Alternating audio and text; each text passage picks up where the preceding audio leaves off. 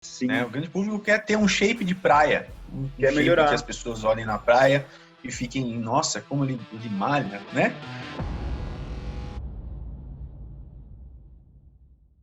Bom, doutor Henrique, seja bem-vindo a esse quadro do nosso canal.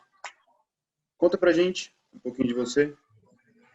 Bem, meu nome é Henrique Rosa, né? Originalmente minha formação é como médico ortopedista, mas de uns anos para cá eu venho estudando sobre emagrecimento e ganho de massa muscular, né? E recursos ergogênicos farmacológicos. Então, hoje em dia, eu presto um atendimento aí de pacientes que querem otimizar a performance, usar de recursos ergogênicos hormonais aí para ganhar massa muscular, não só para quem quer estética, mas também para quem quer saúde. Por exemplo, o paciente que tem hipogonadismo, que é a diminuição fisiológica da testosterona, o cara começa a ter sintomas, né? Sintomas aí bem mais comuns é disfunção erétil, né? Perda de massa muscular, ganho de gordura, humor depressivo. Então, homens a partir dos 40 anos de idade começam a ter sinais de hipogonadismo e a gente trata isso também. E também pacientes com caquexia, que é um estado que o paciente perde muita massa muscular. Então, câncer, um aidético em nível avançado, pacientes com múltiplas fraturas, Sim. passaram por um momento de cicatrização e perderam muita massa muscular. Então, a terapêutica vai muito além da estética, né? Então, eu acabo fazendo mais isso hoje em dia. Se a gente E aí, parar para então, ir pensar, fazendo um trabalho multidisciplinar junto com o Caio, né, lá na clínica. Estamos tocando a vida aí. e se a gente parar para pensar, então, todo público, né? Porque pessoas magras, como você falou, caquexia, obesos normalmente tem uma diminuição na libido também, né? Boa parte deles tem. Cerca de 30% é a estatística que são sintomáticos que o paciente refere, mas muitos deles acabam tendo outros sinais que não é bem a disfunção erétil, que é basicamente o humor depressivo, algumas alterações da ereção em si, né, grau de rigidez, tempo de ereção. E isso tudo fica meio subclínico, o paciente nem sabe que ele tem. Caramba. Nem sabe que tem. Então, você pode colocar que é mais gente do que esses 30% dos obesos, né? Mas a partir dos 40 anos de idade começa um declínio bem grande de testosterona no homem. E aí a estatística mostra que acaba caindo 2% do nível de testosterona a partir dos 40 anos de idade. Então, os idosos 2% por normalmente ano? têm 2% por ano, a partir dos Caramba. 40. Perde bastante. Bastante ao longo do tempo. E é normal perder. Mas o que eu não considero ser normal é o paciente sofrer por isso. Da mesma Sim. forma que as mulheres na menopausa passarem por uma menopausa muito estressante, muito ruim, né, com labilidade de humor, com outras coisas, também não é uma qualidade de vida que a gente gostaria que dá para os pacientes. Por isso que essa área é tão importante e eu gosto bastante de manejar esses pacientes. Sim. E vamos para a primeira perguntinha aí, que a gente bolou. Agora, Quais cuidados devo tomar ao fazer o uso? Aí a gente está falando de todos os públicos, né? De cada público. Como que é, assim? Quais cuidados que eles devem tomar? tá. Aí Bem, desde a alimentação, né? A gente vai indo junto aí. vai emendar algumas coisas. É o seguinte, acho que não é de hoje, né, que isso é algo. Deixa eu ver se eu consigo me explicar de uma maneira tranquila. Qual que é a ideia? Acho que a ideia principal é você fazer com acompanhamento médico. Por quê? Porque o médico tem o controle na mão. O que quer dizer isso? A gente tem exames para poder fazer, a gente pode fazer um acompanhamento clínico do paciente para evitar consequências maiores, né, para a saúde enquanto faz o uso. Então, o primeiro ponto, acompanhamento médico, é o principal. Sim. Faça uma meia-culpa da classe médica, que até os dias de hoje muitos condenam o uso, condenam quem usa. E isso afasta o paciente do acompanhamento médico, na maior parte das vezes. Eu Então, por culpa da própria classe médica que não se intera sobre o assunto, muitos pacientes ou muitos usuários ficam à margem da, de todo esse processo, e aí acaba danificando a saúde, diminuindo a qualidade de vida, diminuindo a expectativa de vida, diminuindo fertilidade, quando o paciente não se preocupa muito com isso. Isso tudo só tem prejuízo na vida do paciente. Então, assim, uma parte dessa culpa também vem da classe médica por não saber manejar isso, né? até trazendo uma experiência própria, né? Porque comigo, eu tentei 3 médicos de convênio, minha mãe foi junto na época, né? E eles não sabiam nada, não sabiam nada. Eu sabia mais, não sabia nem o nome, assim, nandrolona, eles não conseguiam nem escrever, né? Aí que é o grande problema, né? Então, Sim, mas você sabe que isso não faz parte do nosso rol de estudo, né? Então, uhum, assim, a gente acaba estudando, né, a testosterona, algo básico de hormônio, mas não a fundo. Então, esses princípios ativos, que vão ser conversados mais para frente, oxandrolona, nandrolona, trimbolona, primobolan, todas essas medicações, elas existem no mercado desde a década de 40, 50, quando começaram-se começou a estudar mais, e aí, na época aí da Guerra Fria, que teve bastante o boom, né, principalmente na União Soviética, nos Estados Unidos também, mas na União Soviética, que uma porrada de princípio ativo foi colocado no mercado e eles começaram a usar nos atletas e tudo. Isso é usado há muito tempo. E como é que a gente não tem conhecimento disso básico na faculdade? A gente não tem.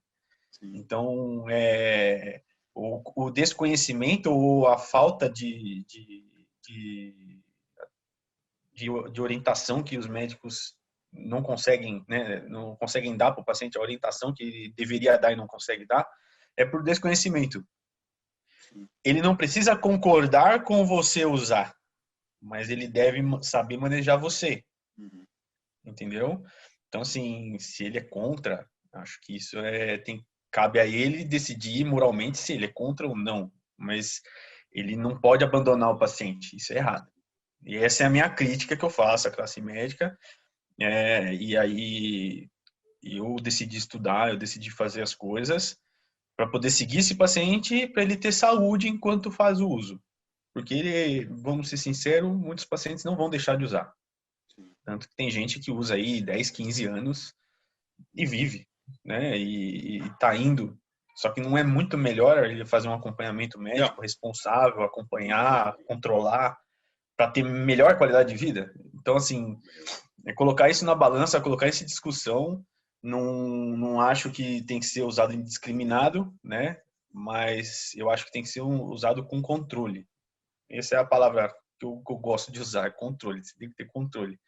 E como a gente tem como pedir exame, tem como avaliar, tem como intervir de uma maneira precoce, isso é melhor para o paciente, né? Muito melhor.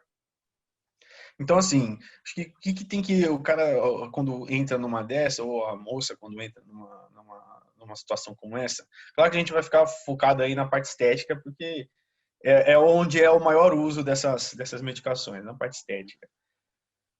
O que quer dizer que o paciente não precisaria usar essa medicação, né? Mas ele acaba lançando mão para poder usar, para ter um corpo estético, e aí pelas razões dele, né? Tem pacientes que usam o corpo para poder ganhar dinheiro, por exemplo, atores, né, uhum. modelos, até esportistas, né, dentro do fisiculturismo, o uso é usado, né, não é segredo de que não se usa.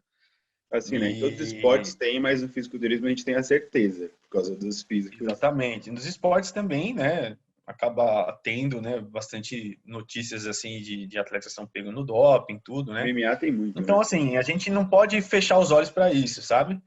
E quando a pessoa entra numa dessa, além de acompanhamento médico, eu acho que ela deve estudar um pouco sobre o mundo dos hormônios, né? Até para ela poder saber se quem está acompanhando ela sabe Exatamente. das coisas. Claro, a pessoa que está usando, que está estudando, ela nunca deve esperar que ela saiba muito mais do que um profissional que está acompanhando ela. Mas ela deve saber o mínimo Mínimo. Uhum. para ela não estar sendo enganada e colocando a saúde dela em risco. Então, esse conhecimento mínimo, ele deve ser passado para as pessoas, né? Mas de uma maneira responsável, e não como a gente acaba vendo de alguns influenciadores, né, que acabam colocando várias informações ali bem deturpadas sobre o uso, né? Principalmente colocando a máxima de que quanto mais hormônio, mais resultado. Então isso é um negócio muito temerário, tá? Porque não é quanto mais hormônio, mais resultado. Quanto mais hormônio, mais colateral. Isso sim, isso pode ter certeza que Isso vai já acontecer. aconteceu comigo também. Exato. Então, assim, Pessoal, quais são os novamente. colaterais? São os colaterais que as pessoas ficam com medo, são os que aparecem, que é queda de cabelo, acne, né? Ginecomastia, no caso dos homens. Nas mulheres, aumento do clitóris e aumento Um dos da piores, né? grossura da voz. E pelos, né? Então, isso é o que aparece. As pessoas ficam com medo dessa situação. Só que os efeitos colaterais piores no ponto de vista médico são os que só se vê no exame. Só em acompanhamento se consegue perceber. Sim. O pior deles é o aumento do hematócrito. O que é o hematócrito? O hematócrito é você faz o sangue, você faz uma decantação do sangue. Então, existem frações no sangue, tem o soro do sangue, né, a parte líquida em si, e tem a parte sólida do sangue, que são as hemácias, glóbulos brancos, plaquetas, e elas formam como se fosse uma decantação. Você deixa lá em suspensão, né? Por exemplo, você tem uma água com barro, você deixa lá um tempo parado, o barro vai decantando, vai chegando no fundo. No sangue é mais ou menos a mesma coisa, só que em vez de deixar decantar, você coloca numa centrífuga. Então ela fica girando até o momento que vai separando as frações. E aí você tem a proporção do que é as células vermelhas, o que é as células brancas dentro do volume do sangue. Então, as células vermelhas, elas ocupam ali um espaço determinado e o sangue, ele tem uma alteração conforme vai usando os esteroides.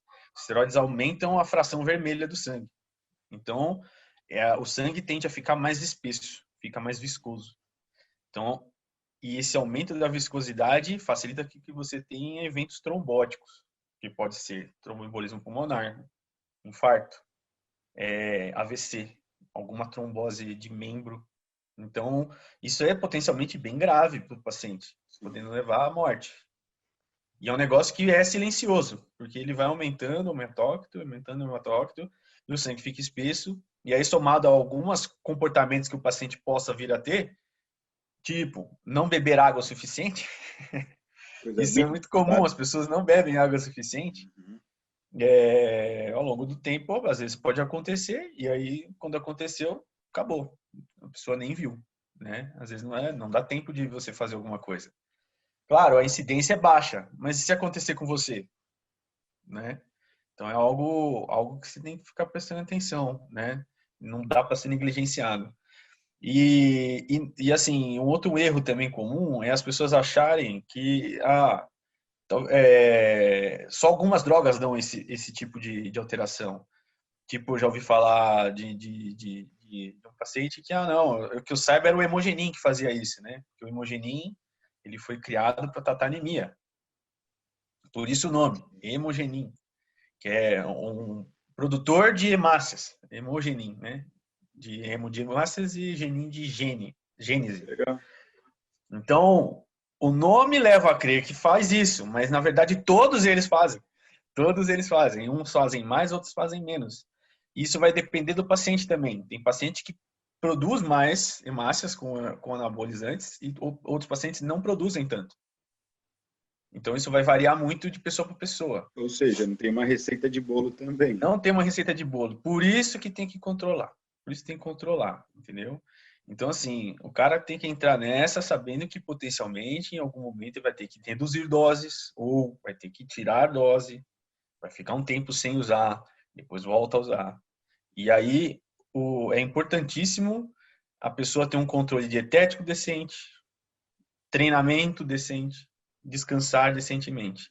Porque isso é que faz o resultado acontecer. Não é droga. Não dá para a pessoa usar da droga como uma muleta para sustentar um tripé porco. Eu acho que Então, esse é um dos grandes problemas, porque quando você vê qualquer academia, o grande público já usou, já fez o uso ou usa, e muitos nem aparentam que usa. E o grande problema que eu vejo é, não fazem dieta, não fazem nada direito, eles só fazem o uso e treinam, né? Aí o resultado sim, realmente não vem. Eu acho que é por isso que tem muita discriminação também, né? exato. E assim, e é complicado, porque às vezes o cara ele não come direito, né? Aí você tem dois fatores, ou o cara suja muito a dieta, ou ele acha que come o suficiente. E O que eu aí, mais ou vejo é ele suja muito. nunca vai secar o suficiente como ele gostaria, ou ele nunca cresce o suficiente quanto ele gostaria. E isso é falta de orientação, normalmente, né? É falta Era de aí que eu queria orientação, chegar. O grande entendeu? ponto Então, é que assim, possivelmente essa pessoa não tem orientação nenhuma, ela provavelmente não sim, faz exame, e a gente vê na nossa prática de consultório que não, né? E ela nunca vai saber o que vai acontecer com ela, né? não E mesmo, não vai ter nem resultado. também. E aí só vai ter colateral. Aí, assim, às vezes a pessoa não se vê com colaterais que incomodam muito. Ah, tem um pouquinho de espinha. Ou a queda de cabelo que tem é tranquilo. Tá tranquilo. Ou, o engrossamento da voz, eu até gosto da minha voz agora, entendeu? Mas, e a parte hepática? Que também pode ter uma alteração, né? Alguma disfunção renal pode ter também, né? Alterações do sistema nervoso central, né? Dependendo da droga, mexe com o psicológico do paciente. Às vezes o paciente fica agressivo, fica, né, com um comportamento mais raivoso, vamos dizer assim. A trembolona mexe bastante com a parte comportamental. Então o paciente ele não se dá conta, né? As pessoas em volta dão conta, mas ele não dá conta disso. Quando ele viu, já foi, já fez, já aconteceu, entendeu? E também tem que acompanhar essa parte de saúde, né? Que isso, se o cara não tiver controle, ele acaba com a saúde dele mesmo. Sim. E até E essa. aí, boa parte do controle também se deve à origem das medicações. Era Da aí que eu onde ia vem essa chegar. medicação, Era aí que eu ia chegar. Porque esse tipo né? de paciente, se ele não tem orientação, onde que ele consegue essa droga, né? Aí a gente já entra no gancho da segunda pergunta também. Como que é o mercado negro, né? Qual que é a esteroides anabolizantes versus mercado negro? Como que é essa diferença? É, Pontos negativos, é, eu vou falar é uma positivos triste porque não realidade, vai ter só né? No mundo inteiro é uma triste realidade do seguinte: o mercado negro, o mercado paralelo, né? Ou underground também chamado, é o mercado que mais controla a distribuição e venda, né? E consequentemente o uso dessas medicações, tá? Em diferentes proporções em cada país. Tem países que são mais liberais para produção e comercialização, mas mesmo assim, nesses locais ainda tem mercado paralelo, etc. Aqui no Brasil, como a gente tem um pouco mais de restrição à prescrição desse tipo de medicação e tem o fato da classe médica não ser uma classe de escolha que os pacientes vão procurar para poder usar esse tipo de medicação, o controle do mercado paralelo é muito alto, né? E qual que é o problema, a problemática disso, tá bom? O que é o mercado paralelo versus o mercado farmacêutico convencional, tá? Então, explicando de maneira geral, você tem dois mundos completamente diferentes, tá? Então, você tem o mercado da farmácia, né, das indústrias farmacêuticas de nome, elas seguem normas de vigilância sanitária, normas da Anvisa, que regulam absolutamente tudo da produção. Origem do produto, aonde veio se esse produto tem uma certificação, tem como rastrear, tem lote, né? Tem o transporte até a fábrica, tem o manejo dele dentro da fábrica, aí você tem regulamentação de número de pessoas, né, é que nem um o grau produto de farmacêutico, né? contaminação. É uma indústria farmacêutica como ela deve ser. Então, o Sim, material que é chegado lá e produzido, manufaturado, você tem certeza da quantidade de droga que tem lá dentro. de qual droga tem lá dentro, né? O grau de esterilidade dessa medicação, né? Solvente Se também, ela né? tem algum contaminante outro que não seja biológico, tipo metal pesado. Você tem certeza que ela não tem? Porque ela tem uma fiscalização. Eles têm que seguir isso, porque se eles não seguirem, eles não têm como produzir. Agora, isso é o mercado farmacêutico convencional, né? Que segue normas, etc. E você vai ter o custo disso final também no produto. Que porque eles fazem em grande escala, acaba que não é tão alto assim. Mas se você compara isso com o mercado paralelo não tem absolutamente nada disso. Sim, Como você espera que é a produção de um mercado paralelo que não tem regulamentação? Vamos ser sinceros. sim. Primeiro, se a pessoa ela quer lucro, né? Então ela tem que minimizar gastos. E ela tem Exatamente. que ficar fora da vista do mundo. Então Então, isso não assim, acontece na rua, né? exato. Então, assim, se o cara quer minimizar risco, ele vai ter um prédio gigante, né, com 1 milhão de caminhões entrando e aparelho de pressão positiva e tal. Não vai. Vai ser um laboratório pequeno, normalmente escondido, né? Ele vai trazer matéria-prima de lugares que não são regulamentados, então a probabilidade de vir material já ruim Aí é da China, origem é alta. Paraguai, tudo. Exato. Os veículos que ele vai utilizar para a produção, às vezes não é um veículo próprio de indústria farmacêutica, então não é incomum você, nas análises que são feitas, observar que os óleos que são colocados são óleos culinários, né? Até porque muito das coisas que você precisa para a produção, você precisa da matéria-prima, né? Você precisa ter um CRQ, Exato. então você tem que ter essa informação para pegar esse produto que seja de origem confiável, senão você pega isso também no mercado paralelo, desde Exato. Então, assim, solvente até você vê que tem 1 milhão de jeitos da medicação ter algum dentre várias. problema grave, Sim. né? Se não é na dose, no componente que vem junto, ou na esterilidade do material, ou no componente oleaginoso que vai junto, e aí você aplica, ou tem um monte de coisa, cara, tem um monte de coisa. E assim, aí a gente fala um negócio desse, aí fica sem dados, né? Mas tem dados de pesquisa, tá? Eu vou até citar uma pesquisa brasileira, né, de um autor chamado Neves, em 2013. Ele fez uma publicação, ele fez duas publicações, uma em 2013, analisando dados de 2006 a 2011 de amostras que foram apreendidas pela Polícia Federal. Então, o estudo dele foi pela Universidade de Brasília, associado ao Instituto de Criminalística da Polícia Federal. Mais ou menos foram apreendidos 1.468 amostras. 95% delas foi testada e observou-se adulterações em 38,8% das amostras. É alto pra caramba. É muito alto.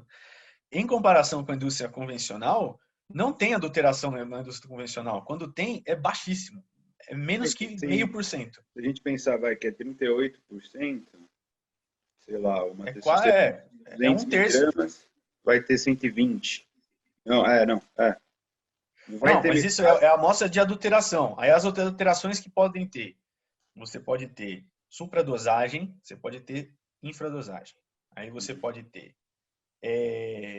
outros componentes que não os do rótulo. Você pode ter nenhum esteroide na formação, Nossa. contaminante biológico, metal pesado e o óleo não ser não ser um óleo farmacêutico, e sim um óleo culinário. Então, foi analisado essas adulterações possíveis. Então, das amostras, alguma das alterações, ou mais de uma, foi encontrada em 38% das amostras. Então, assim, se você comprar, né, vamos imaginar que a pessoa compra 3 drogas, que é muito comum, às vezes o cara vai usar um ciclo, tem 3 drogas lá, o cara Sim, compra as 3 drogas. a gente Aí vê uma bem comum. delas com certeza vai estar, né, pode estar Sim. alterada pela estatística. Pode ser que não também, mas pode ser que sim. Mas você vai dar a chance do erro, já que você quer ficar com shape bom? E outra, se você se dedica em dieta pra caramba, você se dedica no sono, você se dedica, sei lá, no seu cardio, você já olha todos esses pilares, e aí você erra nessa coisinha, né? Então a chance de você fazer uma cagada com a saúde e com o seu shape é muito alta. Sim. Muito alta. 38% é muito alto.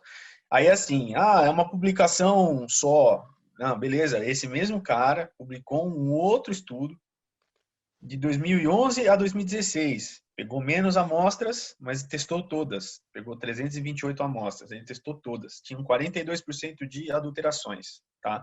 Sendo que nas soluções oleosas, que é a maior parte das medicações que as pessoas aplicam, né? Testosterona é oleosa, DECA é oleosa, outras medicações são oleosas, 65,6% de adulteração nessas amostras, que é a concentração mais, né, dos tipos de esteroide que são comercializados, é o que mais usa.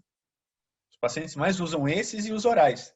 Sim. E com uma ressalva, os orais, todos eles vieram supradosados. Caramba. Aí você pensa assim, né? O jovem, o homem jovem que quer usar medicação, num primeiro momento, lembra que eu falei, né? Quanto mais droga, mais resultado. Isso que o panguão acha. Não, Pensa. quanto mais droga, mais monstrão eu vou ficar. Mas, meu amigo, pensa na cabeça de uma mulher. Né? Uma mulher, ela tem que usar o cheirinho do cheirinho, senão ela masculiniza. Ela fica com voz de mais rouca, ela tem hipertrofia do clitóris, ela vai ter pelo. Então você não pode masculinizar uma mulher. Então se você fizer uma droga que ela tá com uma concentração X na sua cabeça, mas chega lá ela tá com 170% a mais, 200% a mais, já era toda a sua linha de raciocínio e essa mulher vai androgenizar, entendeu? E acho Então, que uma coisa também, a mulher acaba sofrendo ainda mais com o mercado paralelo, né?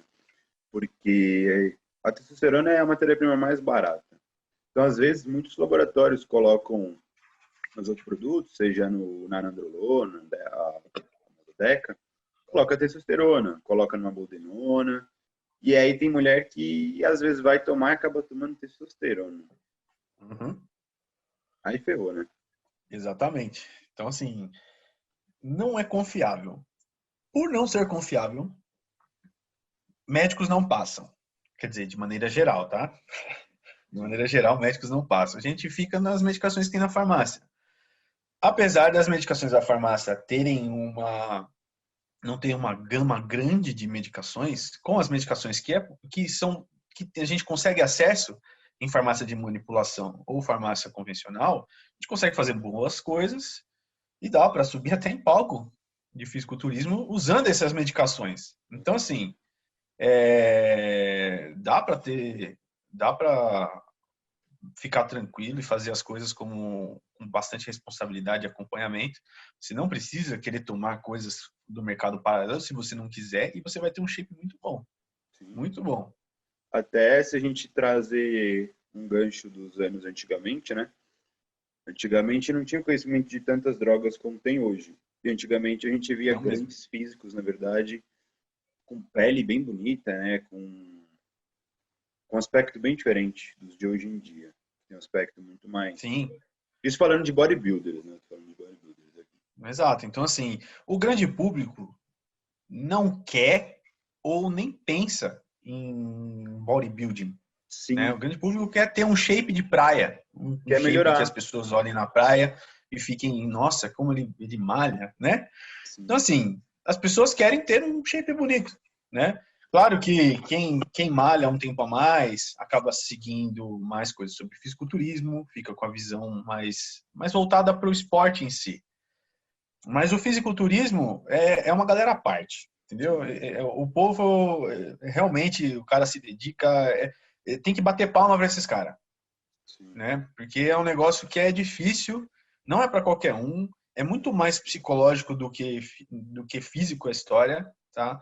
Porque para seguir uma rotina como eles seguem, não é qualquer atleta que faz isso, Sim. definitivamente. Então, assim, e o público geral não consegue chegar nisso. Mas dá para chegar num físico estético, desde que você faça decentemente. E não precisa se basear no que o atleta X usa. Porque esse cara, ele tá vendo performance. Ele Nem não no que tá ele vendo passa saúde. também. Exato. Então, assim, tenta fazer pelo menos o que ele faz de dieta e treino. Não a dieta dele. Faça uma dieta nos seus moldes, mas com o afinco que ele tem. Aí talvez você vai ter um físico bom para você curtir sua praia, para você ir para uma piscina ficar legal, para você ficar bem com você mesmo, né? Porque o grande público é isso daí, é qualidade de vida, se sentir bem consigo, cuidar da saúde. Então dá para fazer uma coisa responsável, né? E sem abuso, entendeu? Eu sou voto nisso daí. Sim, Eu acho que dá para eu sou fazer também. com bastante responsabilidade. Puxando o gancho agora para mais uma pergunta, qual que é a importância de uma equipe multidisciplinar nesse processo inteiro? Tá, vamos lá. Ninguém consegue fazer nada sozinho. Isso serve para tudo, tá? Ninguém Sim, consegue fazer nada sozinho. Você precisou, para chegar na sua profissão de nutrição, muita gente para te ajudar. Desde os seus pais que conseguiram pagar a faculdade para você, desde professores que te ensinaram, desde colegas que te ajudaram, às vezes, para estudar. Então, muita gente entrou no processo para você chegar onde você chegou. Por que construir um shape deveria ser diferente? Não é, tá? Cada um tem a sua área de expertise e vai saber orientar o paciente dentro dela, mas a integralidade entre as profissões deve existir, porque isso, no fim das contas, vai convergir para o shape do paciente sim, ou para a melhora clínica do paciente, né? Então, o paciente se beneficia quando ele tem uma equipe multidisciplinar orientando ele. Claro, isso tem um custo, claro que tem um custo, sim. né? Agora, tudo vai depender do que você tem à disposição para isso, entendeu? Eu sempre sou adepto a fazer uma integração entre profissões. Então, o que é legal? O que eu considero bacana num processo de emagrecimento ou num processo de hipertrofia muscular? O nutricionista é fundamental. Se não tiver nutricionista, a gente não parte de nada, né? Tem Sim. que partir de algum lugar e esse lugar é da nutrição. Outro profissional que eu considero muito importante também, principalmente no fato de emagrecimento, o psicólogo. É Psicólogo fundamental o é psicólogo. essencial, né? Muitas questões de distúrbios alimentares, trauma, isso gera um monte de coisas na cabeça que o cara começa a descontar na comida, né? Porque comer é prazeroso de maneira geral, só que se você vai muito para o lado hedônico da alimentação, você não abandona uns hábitos ruins e isso impede você de emagrecer. Pelo contrário, só piora o seu engordamento, vamos dizer assim, né? Isso piora a sua saúde de maneira geral e a coisa só vai piorando ao longo do tempo. Então, o psicólogo também é muito importante. Outro profissional que é muito importante e as pessoas não dão tanta importância para ele, aí cabe a discussão, né? Mas os personagens trainer, ou o treinador, ele é fundamental. As pessoas entram na academia e elas têm uma falsa impressão do que é um personal trainer. Mas isso tudo é porque o mercado ditou as regras como elas são hoje, né? Sim. Então, como é obrigatório ter um personal dentro da sala de musculação, acaba que tem muita gente para esse cara supervisionar e ele não consegue dar um atendimento como deveria para cada uma das pessoas. Sim. Então, as pessoas se sentem jogadas dentro de uma sala de academia, né, sem assistência, né? Muitas pessoas relatam isso. Isso não é necessariamente culpa do personal trainer. O mercado ditou as regras como elas são, né? Mas quem tem acesso a um treinador consegue fazer um treino como deveria, né? Se desgastar como deveria, treinar como deveria, fazer uma periodização decente, porque isso também faz muita diferença no processo, É, tanto de pelo que eu vejo, emagrecimento quanto massa muscular.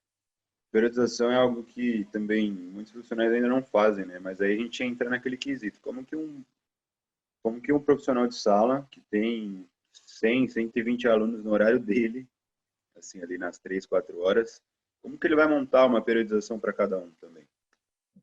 Não dá, Não né? vai Então, dar. assim, E o é salário também complicado. desestimula muito a profissão. Mas Exato. hoje Então, em dia a gente tem assim, muitos jeitos desse treinador se virar, né? Treinamento tem, online, planilha online. Então, essa nova moda ajuda bastante isso. com certeza. E aí cabe, e aí é lógico, né? A parte médica. Eu sou médico, né? Eu entendo do meu papel, mas eu também tenho que reconhecer que o meu papel é bastante limitado nas duas circunstâncias, né? Tanto o emagrecimento quanto o ganho de massa muscular. Talvez eu tenha um papel mais importante no ganho de massa muscular do que o emagrecimento em si, mas ele não vai ser maior, com certeza não vai ser maior do que o do nutricionista e educador físico, principalmente. E eu tenho essa consciência e eu não posso querer colocar mais responsabilidade na minha área do que na área de vocês, porque vocês fazem parte do tripé. A minha parte é a cereja do bolo, Sim. né? Então, o hormônio, seja para suplementação ou seja para otimização, ele é só a cereja do bolo. O paciente deveria estar fazendo o que você orienta, o que o treinador orienta, Em né? primeiro lugar. Então, o paciente precisa fazer o correto antes de pensar em algo, antes de chegar a mim. Ele não deve procurar o médico primeiro. Acaba que muitos pacientes vão procurar o médico primeiro, É, né? E aí entra naquela história. A classe médica é meio complicada em relação a tratamento e multidisciplinaridade. Médicos são complicados. Eu reconheço isso, médicos são complicados, principalmente quando está tratando com o paciente junto com outros profissionais. Mas não existe a centralização do paciente em alguma área. Eu acho que todo mundo tem o seu papel e você tem que reconhecer quando o papel seu é menos importante do que o outro profissional, né? E aí você tem que saber lidar, saber conversar para todo mundo chegar num meio comum para o benefício do paciente, né? Por isso que é importante ter multidisciplinaridade nesse processo todo. sim. E aí também, quando a gente fala de atleta também, né? Muito interessante a fisioterapia também. Não Sim, que para as outras pessoas fisioterapeuta, não, né? Mas as outras pessoas seria um caso de prevenção ou até melhora de alguma lesão, mas o atleta em si, eu acho que o fisioterapeuta é essencial. eu sou suspeito para falar porque eu moro com uma fisioterapeuta. Olá. E a fisioterapeuta é minha esposa. E se não é ela, cara, eu várias vezes não conseguiria treinar. É, Porque contraturas musculares é o mínimo que qualquer cara de bodybuilding ou de musculação pesada tem, até pelo seu volume né? de treino. O seu volume de treino é muito É muito alto exaustivo. e o seu corpo não vai conseguir Uma uma hora hora. falha. Uma hora É, falha. Então, assim, às vezes você nem tem uma lesão grave, e aí você pode passar num médico que é ortopedista, no caso eu. Eu vou lá, vou diagnosticar o que você tem, mas para onde eu vou te mandar? Para o fisioterapeuta. É o fisioterapeuta que vai te arrumar, certo? Então, sim. assim, meu, não dá para. Incontáveis vezes eu tive que pedir ajuda para minha esposa para ela fazer uma coisa para poder treinar no dia seguinte. E eu não deixei de treinar porque ela me arrumava, entendeu? Então é importante realmente o fisioterapeuta. Um bom fisioterapeuta, né? Bom fisioterapeuta. Para poder fazer algumas coisas aí que realmente eles operam milagres, cara, que eles são bastante importantes. Pô, nem fala. Se não fosse a fisioterapia, eu não treinava peito mais. Né? Então, Todo mundo eu não falando. tenho.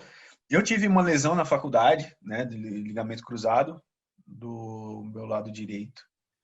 Eu rompi jogando eu tava jogando beisebol. Eu jogava beisebol na faculdade. E aí eu tava correndo, né? Eu fui fazer o ponto, eu tive dó do cara que tava na minha frente, porque era o Ai, catcher, cara. é o pegador da bola, né? Porque tem o cara que arremessa e o cara que pega. O cara que fica agachado lá no chão, lá agachado, pegando a bola. Eu era catcher também.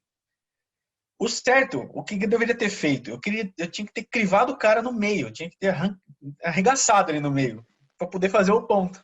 Só que eu olhei o cara e falei, putz, meu, eu sou dessa posição, eu não vou quebrar o cara no meio, porque senão alguém pode me quebrar. E eu fiquei com dó do cara. Aí eu tentei infiltrar e rompi o meu ligamento. Ai, ai, ai. Aí rompi toda aquela história, né? Depois disso que eu comecei a engordar, né? Mas o fisioterapeuta foi importantíssimo. Porque metade da história é o cirurgião, mas a outra metade é o fisioterapeuta. Se o fisioterapeuta fez um bom trabalho, Porque a o cirurgia não fica cirurgião, boa. ele vai reconstruir ou vai Faz a anatomia ajudar. É. ficar como era original, E aí entre o aspas, físio porque vai só Deus trazer consegue fazer toda... isso. Só que se você não mobiliza, não treina de novo, a coisa não volta. A É, você perde cicatriz vai função, né? encurtando. Não tem como. Sim, é ruim, é péssimo isso. Então, assim, você vê o quantas coisas vão se somando para o paciente ter o resultado que ele gostaria. Sim. Então, você tem só de profissionais seguindo o cara. Tem nutricionista, tem educador físico, tem um psicólogo, um fisioterapeuta num estágio mais avançado e um médico. 5 candangos, cara. Sim. 5 candangos para cuidar de um. Olha como é que o negócio é, né? E aí as pessoas falam que é só cortar o pão de manhã para poder emagrecer. É. Você consegue entender um negócio desse? Eu não consigo entender, não. Aí fala, eu É não uma puta consigo ciência, meu. emagrecer. Me dá Exato. uma dica? Eu tô cortando pão, mas eu não Puta, emagreço. Já tá tudo Pois errado. é. Mal sabe ela que eu comi 2 pão francês agora de manhã. Olha lá. Bom, doutor, finalizar, última Bora. pergunta. Quais opções existem no mercado? Tá? Aí a gente vai falar das drogas que podem ser prescritas, né? E quais são as suas diferenças entre uso? Quais tipo que a gente tem? Oral, injetável? Aí a Tá, gente fala um ó. pouquinho disso, a gente cita um pouquinho disso. A gente tem algumas opções de medicações, tá? Você tem medicações via oral, que basicamente você tem que mandar manipular isso numa farmácia de manipulação, tá bom? Dentre Vamos as medicações, bem rapidinho antes. fala aí. Qual que é a diferença do oral para o injetável para outra forma em questão de colateral? Tem algum? Só para introduzir isso. Ó, o colateral principal do oral versus injetável é o fato do oral ser potencialmente mais hepatotóxico do que o injetável. Uhum. Por quê? A circulação nossa, que, por exemplo, quando você come alguma coisa estragada, você come, vai parar lá no seu trato digestivo, e o sangue que recolhe essa substância que está estragada, ou algum contaminante, algum veneno, ele vai direto para o fígado. Então, todo o sistema que absorve os nutrientes que saem do intestino, estômago, sai dessa região, ela vai drenar direto para o fígado. Então, o fígado é a primeira passagem de qualquer medicação ou qualquer substância que venha pela dieta, Uhum. certo? Então, você tomou uma medicação via oral, vai passar pelo fígado. E o que o fígado faz? Ele tenta neutralizar essa substância de algum jeito, para ela não agredir, certo? A oxandrolona, nós não produzimos pela oxandrolona. Apesar das Uhum. pessoas acharem que a gente é uma molécula tranquila, a gente não produz isso. A gente produz testosterona, tá? Então, assim, o fígado, ele sempre vai identificar alguma molécula diferente, vai tentar neutralizar ela, metabolizá-la para ela não fazer mais a função dela. Então, para impedir esse efeito de primeira passagem, que é assim que a gente chama, o efeito de primeira passagem, que o fígado exerce nessa molécula, os químicos e os farmacêuticos fazem alterações na formulação dessa molécula para deixá-la mais resistente, vamos dizer assim. E aí ela consegue passar da primeira passagem do fígado, exercer a função que ela deve exercer no corpo, e na hora que ela passar de novo no fígado, ela é metabolizada. Então, o que acontece? Ela dura mais tempo no organismo, mas ao mesmo tempo ela gera mais incômodo ao fígado, potencialmente, Uhum. tá? Porque ela fica de uma maneira que o fígado não consegue trabalhá-la sem ter um esforço. Então, medicações via orais, elas têm esse poder de ser um pouco mais hepatotóxica. Não quer dizer que ela vai ser hepatotóxica assim que você tomar, mas ela tem um poder maior de hepatotoxicidade do que uma droga injetável. Isso também não quer dizer que uma droga injetável que não tenha, que tenha algum outro componente que não deveria, não possa ser hepatotóxica também. Também pode. Ela não vai sofrer o efeito de primeira passagem, porque ela não vai passar primeiro no fígado, mas em algum momento ela vai passar no fígado. Entendeu? E aí, potencialmente, ela pode causar lesão também. É isso que as pessoas também têm que entender. Não é que não vai passar pelo fígado, não vai passar. Né? O sangue vai passando no corpo inteiro e uma hora vai passar no fígado. Né? Essa medicação ela vai ser metabolizada de alguma forma. Né? Mas basicamente é isso. A diferença entre o via oral e o injetável. Né? Claro que tem outras diferenças, né? Aí você tem que pegar a mesma droga para uma formulação e para outra, né? Mas e aí você tem, dentre os esteroides aí que são mais usados, você tem os via orais, você tem os transdérmicos, que pode ser um adesivo ou um gel, né? Você tem formulações que você Na própria coloca farmácia tem, né? Vende. Farmácia de manipulação tem, e na farmácia convencional também tem. Eu acho que adesivo não, mas um gel de texto tem na farmácia normal, chama Androgel. Outras formulações, elas usam da absorção sublingual, que evita efeito de primeira passagem, né? Então pode ser usado ou comprimido de dispersão sublingual ou um filme, que parece um... Você já viu aquelas balinhas que parece um filmezinho que é de menta? Você coloca na língua? É a mesma coisa. Dá para fazer também oxandrolona, dá para fazer estanozolol desse filme. Caramba. Chama filme orodispersível.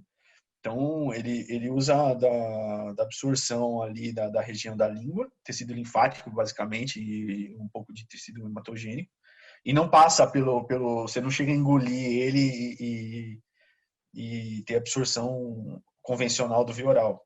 Então, você aumenta a disponibilidade e diminui a chance de hepatotoxicidade. Então, dá até para você colocar até menos dose. Essa daí eu não conhecia. Né? Então, é possível fazer isso. Claro que sai mais caro, Sim. mas aí, né, você tem coisa desse tipo. Aí você tem os injetáveis, né? Você pode também... Tem alguns casos que dá para fazer subcutâneo, né? A maior parte das vezes é subcutâneo, mas tem intradérmico, você tem intramuscular, né? E você tem os implantes também, tá? E os implantes, apesar de algumas pessoas terem um certo preconceito, implantes hormonais são estudados desde a década de 70, tá? Então, já se fazia experimentos com testosterona implantada no subcutâneo de pacientes desde a década de 70. Então, de 70 para hoje, já tem muito volume de estudo. Muita gente usa, tanto implante de feminino quanto implante masculino. E quais são esses implantes, né? Só os tipos. Ó, o que a gente tem para performance? O que tem para performance, mas também para tratamento de hipogonadismo ou doenças ginecológicas, tá? Visando performance, hoje a gente tem testosterona, tem oxandrolona, né? Tem a gestrinona, que é a famosa, né? Muito a famosa gestrinona entre é as o mulheres. chip da beleza. Famoso chip da beleza. Erroneamente chamado de chip da beleza, mas chamado assim. E você tem outros hormônios também. Você pode colocar estradiol, tem estriol, que dá para pôr, tem implante de progesterona, tá? E você tem outros componentes também. Você pode colocar tadalafila, pode colocar nastrozol, né? Tem implantes de hormônios tireoidianos, implante de metformina. Então tem uma gama de medicações que dá para colocar via implante. Qual que é a maior vantagem do implante? Tá? A maior vantagem do implante é, a comodidade, o paciente não precisa se preocupar em administrar a droga, seja ela injetável ou tomar via oral. Sim. Então a aderência do paciente é incontável como o paciente vai conseguir aderir. Sim. Né? Porque, vamos imaginar, uma oxandrolona, a meia-vida dela é uma meia-vida dupla. Dura em média aí de 8 a 10 horas a meia-vida. E aí você tem que, teoricamente, para manter uma biodisponibilidade decente, você tem que administrar de 8 em 8 horas alguma droga.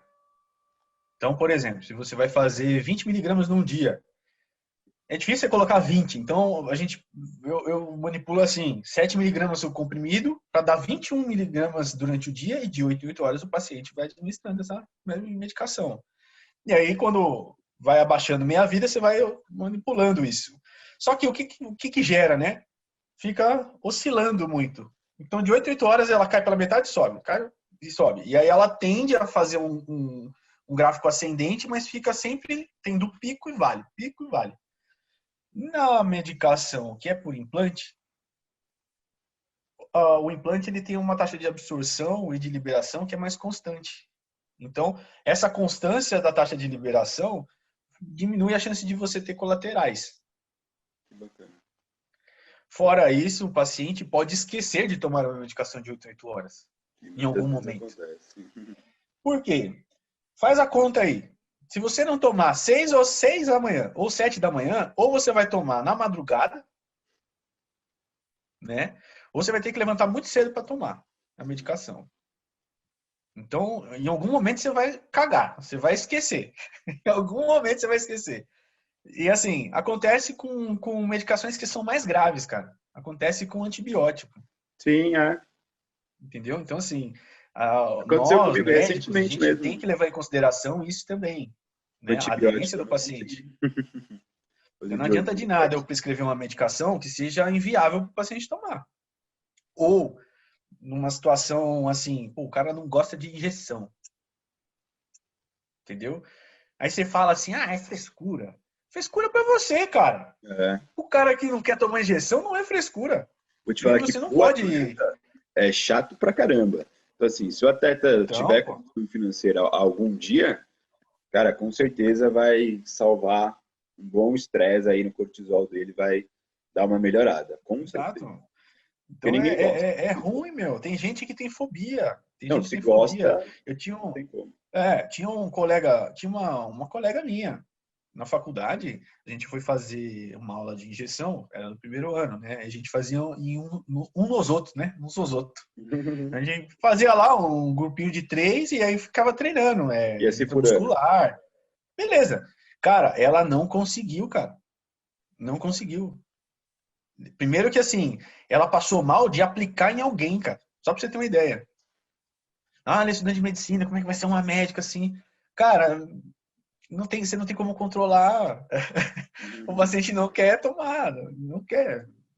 Entendeu? Assim, então é complicado. Às vezes o cara não quer. Aí o cara vai pro gel, por exemplo. O cara tem que fazer reposição de testosterona. Ele não quer de jeito nenhum tomar picada. Não quer tomar picada, vai pro gel. Aí o cara esquece de passar o gel. Ele não É, cria um esquema de passar o gel. Aí o cara fica com sintoma de hipogonadismo. Aí você vai deixar a qualidade de vida do paciente assim porque ele não consegue manter uma aderência decente? Dá a opção dele colocar um implante. Talvez ele se sinta muito melhor. Vai ficar 6 meses aí sem problema de vou pensar ficar nisso. se picando, passando creminho. O cara vai ficar bem. Né? Isso acho que tem que estar à disposição do paciente se ele quiser. Sim. E é a maior vantagem, é a aderência.